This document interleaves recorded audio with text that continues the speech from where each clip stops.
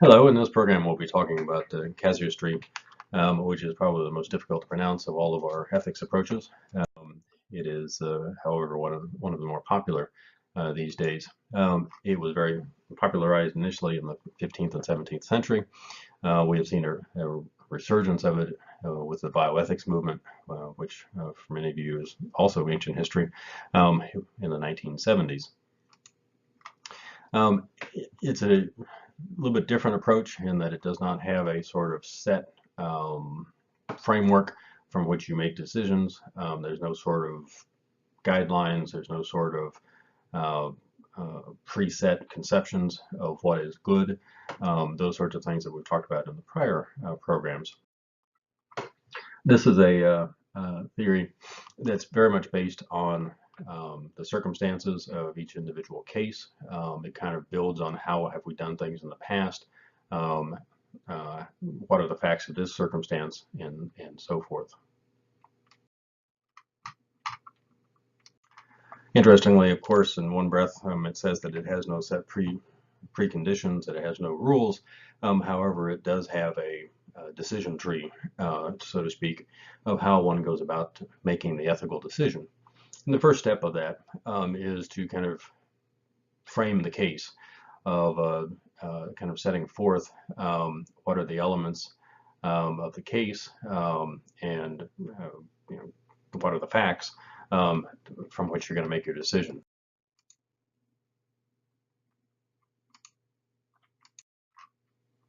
So moving forward with the strategy, the second is we kind of classify the case.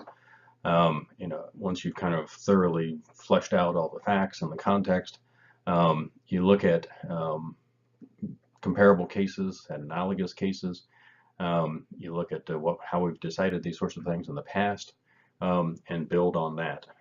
Evaluate how prior cases have turned out, so forth.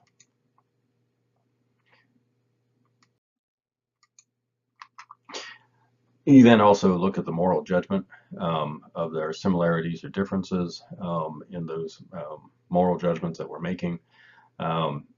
We would proclaim in casuistry that we're common sense, that we're going to try to reflect the values of the community and put it into the context for the citizens that we're dealing with and the other stakeholders in this circumstance.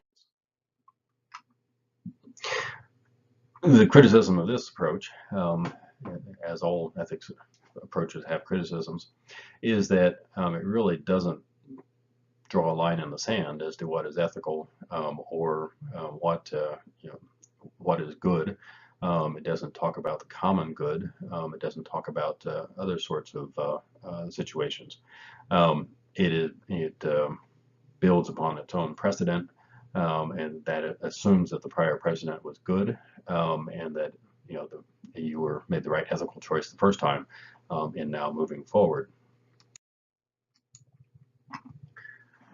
It also has the criticism that we assume that everybody agrees on what the basic values of the community are. Well, of course, that depends on who is making the decisions. In many situations, we realize that the decision makers don't adequately represent the community that they serve, that they may have a different view, an elitist view or a minority view of what should be going on in that community. It also it doesn't really give you rules of the road, predictability for future matters, in that it is completely focused on individual cases, and so it's a little squishy going forward. You might compare this to the way the Supreme Court of the United States operates. If you recall the Roe versus Wade decision, they very much looked at how they had decided cases in the past and built upon those decisions to reach their conclusions in Roe versus Wade. This is called common law or precedent law, and that is exactly what this approach to ethics is.